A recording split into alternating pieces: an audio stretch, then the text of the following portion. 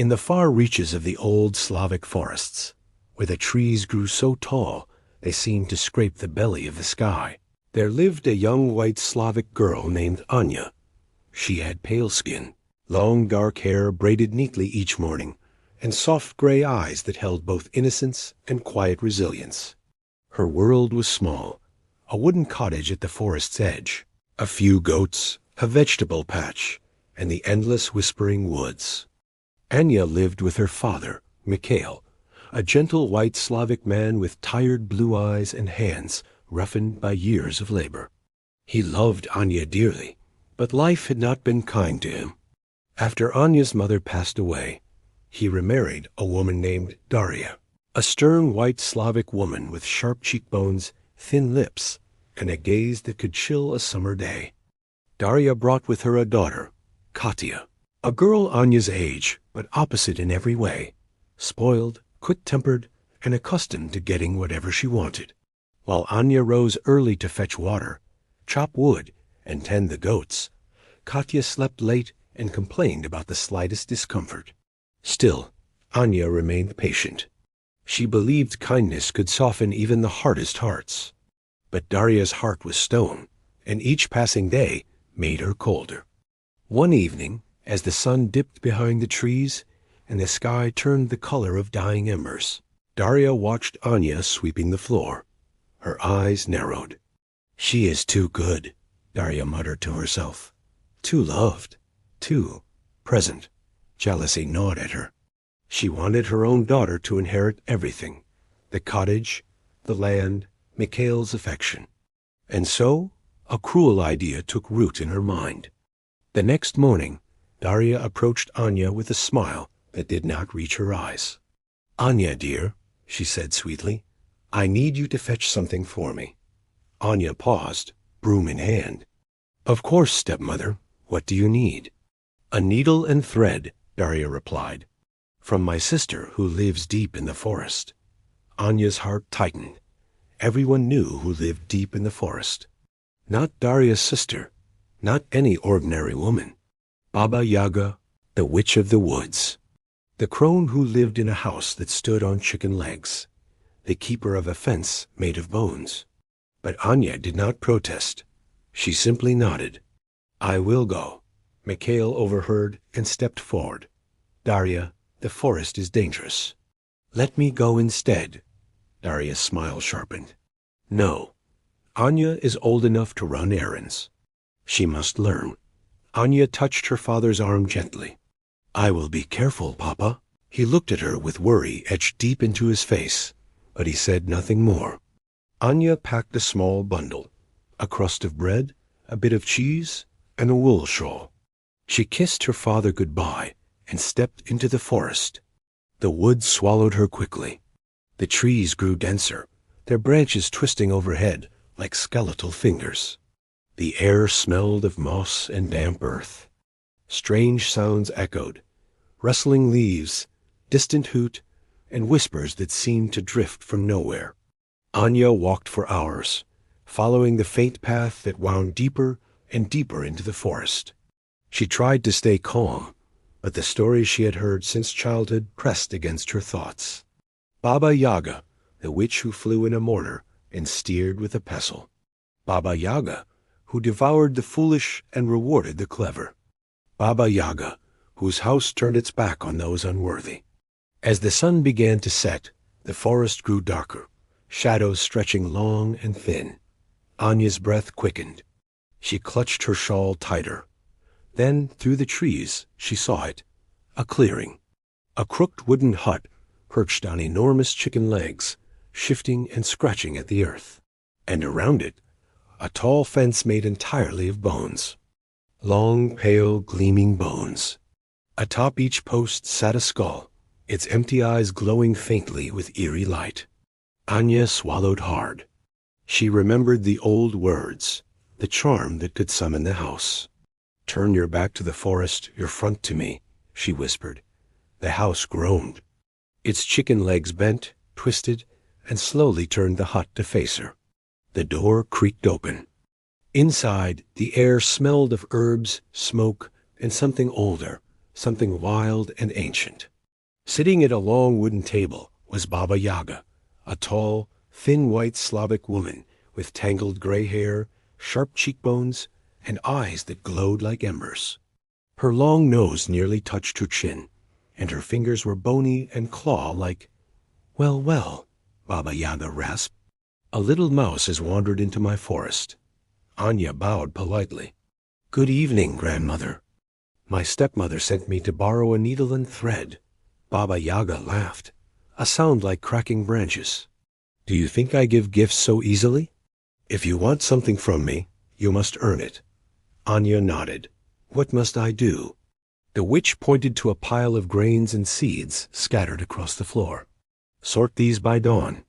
If you fail, you will join my fence." Anya's heart trembled, but she bowed again. "I will try." Baba Yaga retreated to her room, leaving Anya alone in the dim hut. The task seemed impossible. Thousands of grains mixed together. Tears welled in her eyes. But then a soft fluttering filled the room.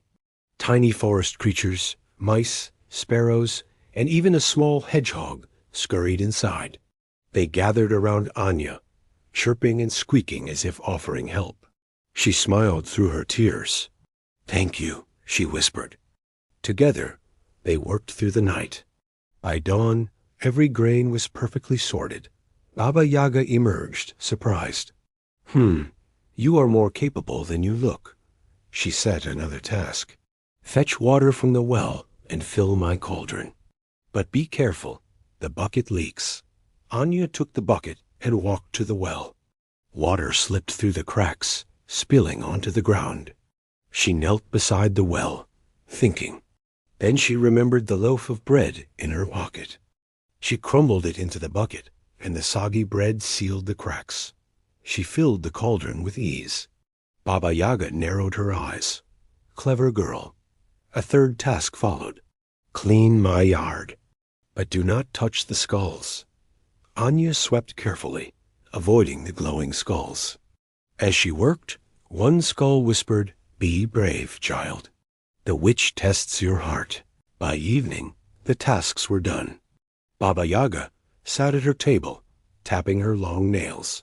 "You have completed all I asked." "Very well. You may have your needle and thread." But as she handed them over, she leaned close. "Tell me, child, who sent you here?" Anya hesitated. "My stepmother." Baba Yaga's eyes gleamed. "Ah, I know her kind." She reached into a chest and pulled out a glowing skull. "Take this. It will light your way home." Anya accepted it with trembling hands. The skull's eyes glowed warmly, not frightening but protective. She thanked Baba Yaga and hurried back through the forest. The skull lit the path, keeping the shadows at bay.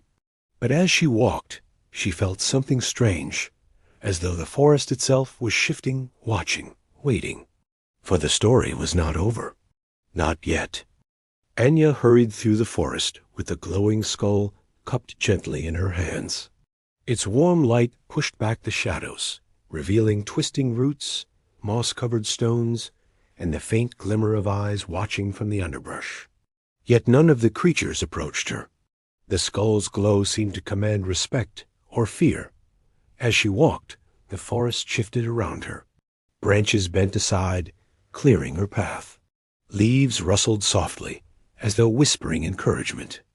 The deeper she went, the more she felt the forest was alive, not just with animals, but with something older, something that recognized her. By the time she reached the forest's edge, dawn was breaking. Pale light spilled across the fields, and the familiar outline of her cottage came into view. Anya breathed a sigh of relief. But the moment she stepped inside, she sensed something was wrong. Her father, Mikhail, sat at the table with his head in his hands. His shoulders trembled. When he looked up, his eyes were red. "Anya," he whispered, rushing to embrace her. "I feared you were lost." "I'm safe, Papa," she said softly. "I brought back what stepmother asked for." Mikhail's expression darkened. "Darya, she left last night. She said you would never return. She took Katya and fled into the forest. Anya's heart tightened. Into the forest? Why? Mikhail shook his head. I do not know, but she was frightened. She kept muttering about the witch, about curses, about being exposed. Anya looked down at the glowing skull in her hands. Its light flickered gently, as though listening. Papa, she said quietly, there is something you must know. She told him everything, the bone fence house, the tasks, the creatures who helped her, and Baba Yaga's strange mixture of cruelty and fairness. Mikhail listened in stunned silence. When she finished, he touched her cheek. My brave girl, you faced what grown men fear to speak of. But Anya's thoughts were elsewhere. Papa, stepmother is in danger. The forest is not kind to those who enter with ill intent. Mikhail hesitated. Anya, she has treated you cruelly. You owe her nothing. Anya shook her head. I cannot leave her to the forest, or to Baba Yaga. Mikhail saw the determination in her eyes and sighed. Then I will go with you. No, Anya said gently. The forest knows me now. It will not harm me. But it may not welcome you. He wanted to argue, but he knew she was right. The forest had always been strange, unpredictable, shifting, alive. Take my cloak, he said softly, and come back to me. Anya hugged him tightly and stepped outside once more. The skull's glow brightened, as though eager to guide her. The forest greeted her differently this time. The trees leaned closer, their branches forming archways above her. The ground felt softer beneath her feet. The air hummed with quiet energy. Anya sensed she was being watched, not with malice, but with curiosity. She followed the faint trail Daria and Katya must have taken. Broken branches, hurried footprints, and scraps of fabric clung to thorns. The deeper she went, the more frantic the signs became. Then she heard it, a distant scream. Anya ran. She burst into a clearing and froze. Daria and Katya were cornered by a pack of wolves, large, gray, and silent. Their eyes glowed faintly in the skull's light. Daria clutched Katya behind her, trembling violently. Anya, Katya cried. Help us. Anya stepped forward, holding the glowing skull high. The wolves snarled, but the moment the light touched them, they whimpered and backed away. One by one, they melted into the shadows of the trees. Daria collapsed to her knees, shaking. You came back, she whispered, staring at Anya with wide, disbelieving eyes.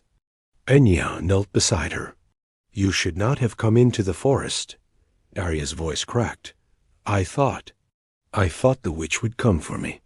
I thought she would punish me for sending you. Anya hesitated. Why did you send me, stepmother? Daria looked away, shame twisting her features. Because you were everything Katya was not. Kind, patient, loved. I feared you would take everything from her. Anya's heart softened. I never wanted to take anything. I only wanted us to be a family. Daria's eyes filled with tears. I was wrong. Before Anya could respond, a cold wind swept through the clearing. The trees shuddered. The ground trembled. A familiar voice echoed through the air. Well, well, Baba Yaga rasped. What do we have here? The witch stepped from the shadows, tall and thin, her tangled gray hair whipping in the wind. Her eyes glowed like embers. Daria screamed and clutched Katya tightly. Baba Yaga ignored her. Her gaze fixed on Anya. You returned, she said. Most who leave my forest never dare come back. Anya stood tall. I came to help them. Baba Yaga's lips curled into a crooked smile. Such a soft heart. It will either save you or destroy you. She circled Anya slowly, her bony fingers tapping against her chin. You completed my tasks. You showed cleverness, courage, and kindness. But now you bring me a thief. Daria trembled. I stole nothing. You stole the girl's peace, Baba Yaga hissed. You stole her place in her own home. You stole her father's joy. Daria fell to the ground, sobbing. Anya stepped between them. If punishment must be given, give it to me. I came back. I brought the skull. I stand before you willingly. Baba Yaga stopped. Her eyes narrowed. You would take her place? Yes, Anya said softly. The forest fell silent. Even the wind held its breath. Baba Yaga stared at Anya for a long moment. Then she threw back her head and laughed, a deep, crackling laugh that shook the trees.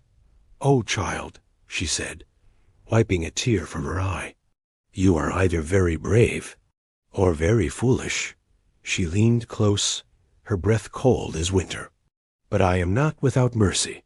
She turned to Daria. "You will not be punished by me," she said. "Your punishment is your own shame, and the knowledge that the girl you mistreated saved your life." Daria bowed her head, unable to speak. Baba Yaga turned back to Anya. "As for you, you have earned something few ever do." She reached into her cloak and pulled out a small wooden charm carved in the shape of a chicken foot. "This will protect you," she said. "The forest will know you as a friend, and if ever you need my help, speak my name." Anya accepted the charm with trembling hands. "Thank you, grandmother." Baba Yaga's eyes softened, just for a moment. "Go now," she said, "before I change my mind." With a wave of her hand, the forest path opened, glowing softly. Anya guided Daria and Katya through it, the skull lighting their way. When they reached the cottage, Mikhail rushed out, tears streaming down his face. He embraced Anya tightly, then looked at Daria and Katya with surprise. Daria stepped forward, her voice trembling. "Mikhail, I have wronged you. I have wronged your daughter. If you will allow it, I wish to make amends." Mikhail hesitated, then nodded slowly. "We will try." Life did not become perfect overnight, but Daria softened. Katya learned humility. And Anya, with her charm and glowing skull, became something of a legend. The girl who walked into Baba Yaga's forest and returned not with fear, but with wisdom. And deep in the woods, Baba Yaga watched from her bone fence house, a faint smile curling her lips. "Not all who wander into my forest are lost," she murmured. "Some find exactly what they need. If you enjoyed this journey, kindly like and subscribe to help us grow. Take care."